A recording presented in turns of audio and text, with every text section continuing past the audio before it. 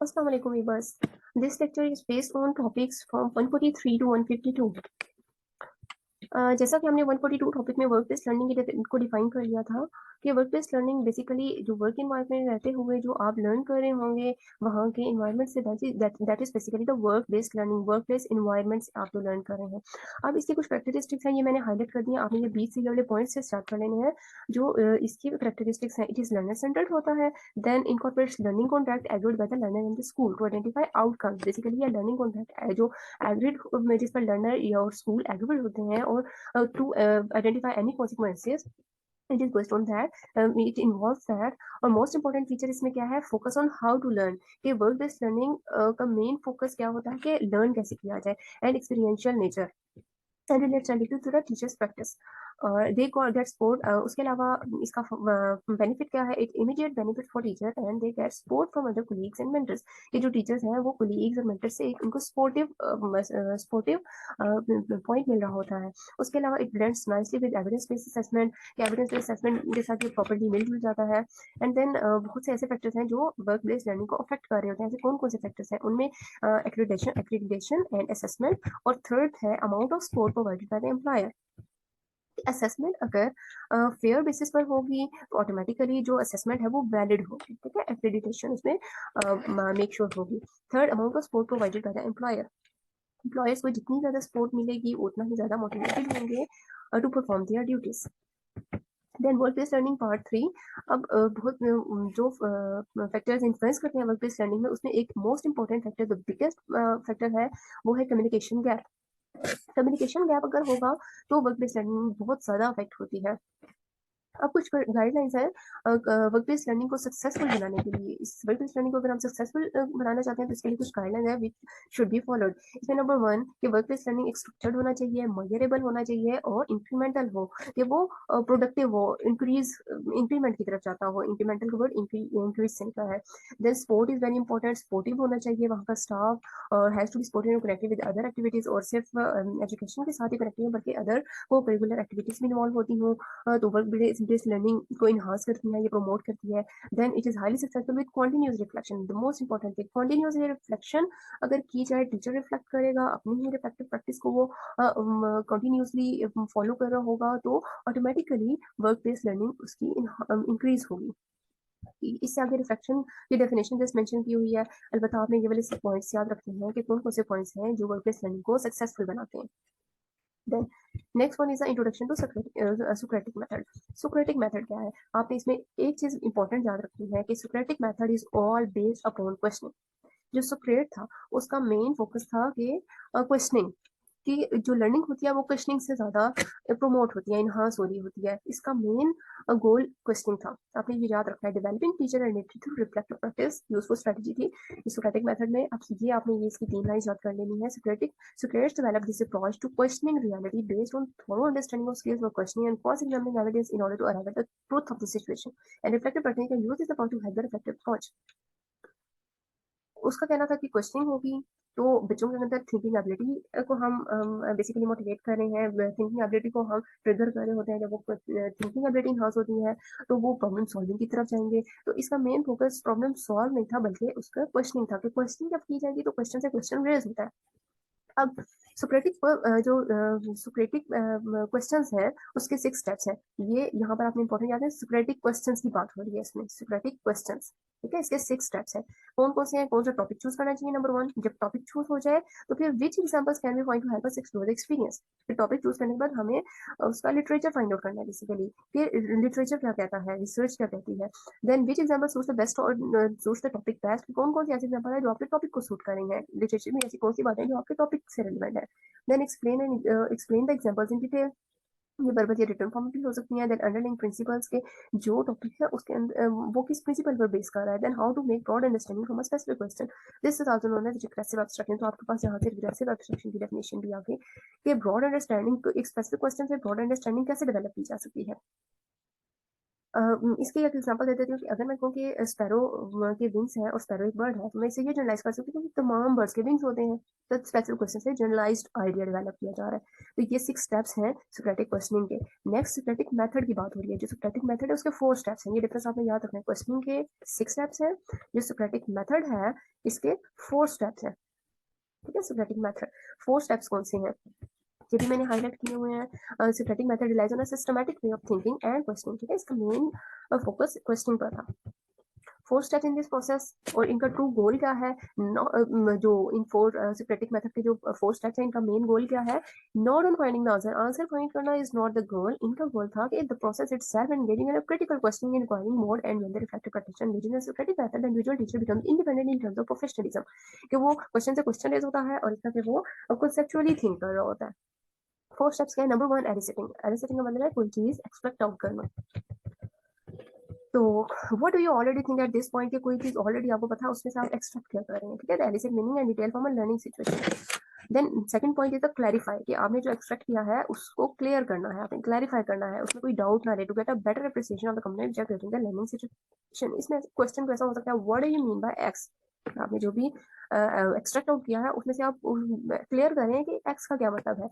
Then test, clarify हो गया, अब आप उसको टेस्ट करेंगे, उसकी जांच पड़ताल करनी है। Can be observing talking to others. अब how does X account for Y, या how do you know, why should I believe. ये इस तरह के क्वेश्चन इसमें इन्वॉल्व होते हैं टेस्टिंग में। एंड देन फाइनली अब आपने एलिसिट कर लिया, एक्सट्रैक्टेड मटेरियल कर लिया, उसको क्लियर किया, उसको क्लियर करने के बाद आपने टेस्ट कर लिया। अब आपने डिसाइड करना है, इस सारे प्रोसेस के बाद आपने डिसाइड करना है कि वो ट्रू है, फॉल्स है, एक्सेप्टेड है या रिजेक्टेड है। डिसाइडिंग वेदर द प्रोपोजिशन कि आपने जो प्रपोज किया था, जो आपने हाइपोथेसाइज किया था इस एलिसिटिंग फर्स्ट स्टेप में, वो ट्रू है या false है, whether it should be accepted or not. Okay, can you form a new proposition given when you have just learned?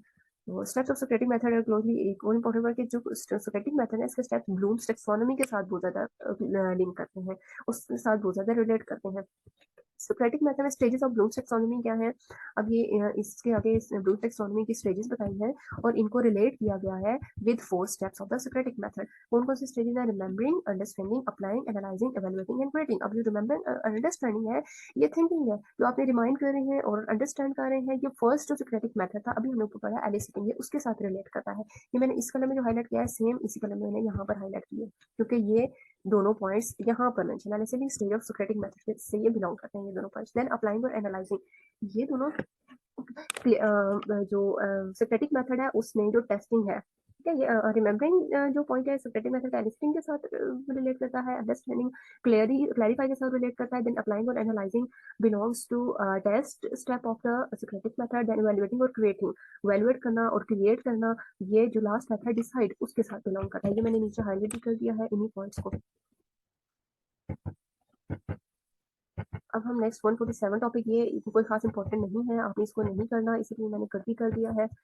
Next 148 topic, synthetic method के accordingly question are very powerful tool, बहुत powerful tool है और that can be apply to various levels of cognition. और ये lower order thinking to higher order thinking develop करते हैं, कि यहाँ के हमने छोटे से क्वेश्चन किया उससे complex to complex and more complex questions raise करते जाते हैं। इस तरह से ये lower order to higher order की तरफ मूव ऑन करता है और क्रिटिकल थिंकिंग डेवलप करने में हेल्प आउट करता है।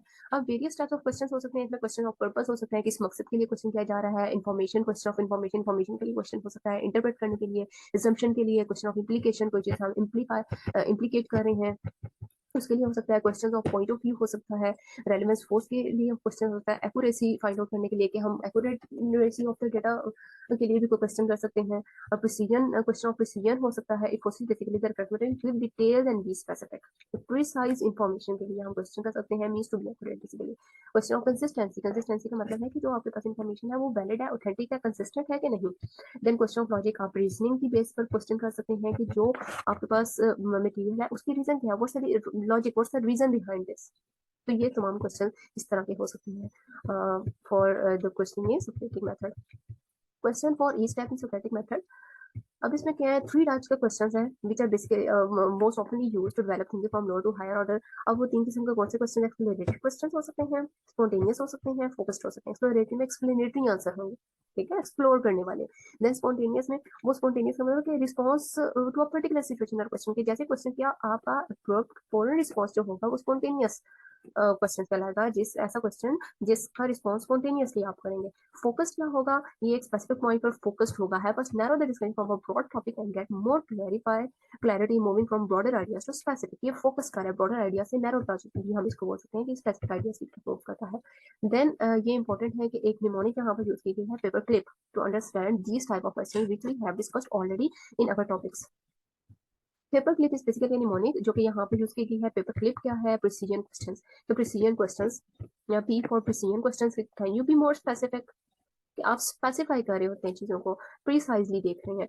एक्यूरेसी क्वेश्चंस होते हैं, देन पर्सपेक्टिव क्वेश्चंस हो सकते हैं, इक्विटी क्वेश्चंस होते हैं। नीचे के एग्जांपल दिए हैं इनके क्वेश्चंस की।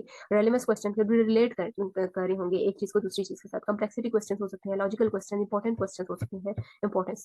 देन पर्सपिक्यूटिव क्वेश्चंस हो सकते हैं। पर्सपिक्यूटिव क्वेश्चन का मतलब है कि जो क्लियर कर रहे हैं मीनिंग को, बेसिकली क्लियर कर रहे होते हैं जब कोई चीज अंडरस्टैंड ना हो रहा हो। Meaning, what do you mean by this? ठीक है, तो paper clip mnemonic provide stand structure. Paper clip mnemonic basically क्या है, ये स्टैंड स्ट्रक्चर प्रोवाइड करता है। लिस्ट ऑफ ट्रिगर वर्ड्स है, जिस तरह से ऊपर वर्ड्स दे दिए हैं, that we can use to question of situation from a perspective of description, के जिस डिस्क्रिप्शन की बेस पर जो हमारे पास है, जो उसकी बेस पर जो क्वेश्चन हम रेज कर सकते हैं, क्वेश्चन बिल्डअप कर सकते हैं, ये पेपर क्लिप निमोनिक बेसिकली वो प्लेटफॉर्म हमें प्रोवाइड कर रहा है, और इसकी बेस पर हम डिसीजन करते हैं। Then Socratic method and critical thinking. Socratic method में क्या है, thinking is driven by question. Again Socratic method कहता है कि जो थिंकिंग है वो क्वेश्चन से ड्राइव होती है। अगर कोई क्वेश्चन नहीं है, इट मींस कोई अंडरस्टैंडिंग नहीं हो रही। No questions meaning no understanding. The key distinguishing feature of Socratic question is that it is always systematic. कि जो सोक्रेटिक क्वेश्चंस हैं उनके डिस्टिंग्विशिंग फीचर्स क्या है, कि वो ऑलवेज सिस्टमैटिक होंगे, डीप फोकस कर रहे होंगे, deep focusing on complex concepts of experiences, principles and theories. तो ये दो पॉइंट्स आपने याद रखें, distribution factors of the Socratic questions, एक तो systematic, second deep focusing. Socrates was more interested in the process of thinking for a problem rather than arriving at a solution of a given problem. ठीक है, he was more interested in thinking process by questioning, बजाय इसके कि वो उसके solution की तरफ जाए। Then process of learning, the questioning process, then in reaching the theory, the Socratic method. अब Socratic method में दो processes involved हैं, primary processes, ठीक है, जो आपने पहले थे वो steps थे बेसिकली। Socratic method के दो प्रोसेस है, primary process, destructive process and constructive process. इसका आपको मैं आसान तरीके से समझाती हूँ। डिस्ट्रक्टिव को डिस्ट्रॉय करना, डिस्ट्रॉय मतलब है कि आप बड़ी चीज को तोड़ फोड़ कर उसके छोटे छोटे पीसेस बने, डिस्ट्रॉय करना, ठीक है, डिस्ट्रक्टिव प्रोसेस। तो इसमें basically looking at our questioning or reasoning is illogical or is not, it doesn't make sense, and trying to identify flaws within our reasoning, के जो क्वेश्चन है हमारे पास, जो रीजनिंग है वो इलॉजिकल है, हम उसकी ब्रेकडाउन करके उसमें फ्लॉज भी से एक्सट्रैक्ट कर रहे हैं, ठीक है, बड़ी चीजें उसमें से हम ये छोटी छोटी चीजें बाहर निकाल रहे हैं। तो डिस्ट्रक्टिव प्रोसेस। कंस्ट्रक्टिव अप्रोच में क्या होता है, कंस्ट्रक्टिव अप्रोच में जो आपके पास फ्लॉज हैं, जो आपके पास डिफिशिएंसीज हैं, आप उसकी बेस पर अच्छे लॉजिकल क्वेश्चंस बिल्ड अप करें। Okay, it's the complete opposite of the first one. This concept reflective practice is encouraged to replace the flawed thinking with logical or justifiable thinking. इसके base पर आप logical और justifiable thinking देते हैं। तो ये दो डिस्ट्रक्टिव और कंस्ट्रक्टिव दो प्रोसेस है सोक्रेटिक मेथड के। उसके बाद ये बीच की चीजें जस्ट आप एक दफा रीड आउट कर लीजिएगा, otherwise there is no need to memorise them. Then the critical thinker considers elements of thoughts which is a sequence of thought and questioning. Critical thinker क्या कहता है, critical thinker क्या consider करता है कि एक elements of thoughts हैं और एक sequential steps हैं जो help करते हैं in question development, in question development. इसमें number one purpose of thinking. सबसे पहले तो हमारे पास ऑब्जेक्टिव हो, ऑब्जेक्टिव जब होगा तो हम उसमें से हमारा मकसद क्या है, ठीक है, हमारा हमें एक ऑब्जेक्टिव सेट करना है। देन उसमें से हम क्वेश्चन ऑफ इशू, जो हमारा प्रॉब्लम है, कि जो हमारी स्टडी प्रॉब्लम है, कि जिस प्रॉब्लम को हमें बेसिकली सॉल्व करना है, उसका क्वेश्चन क्या है। देन उसके बाद हम इंफॉर्मेशन या डाटा कलेक्ट करेंगे।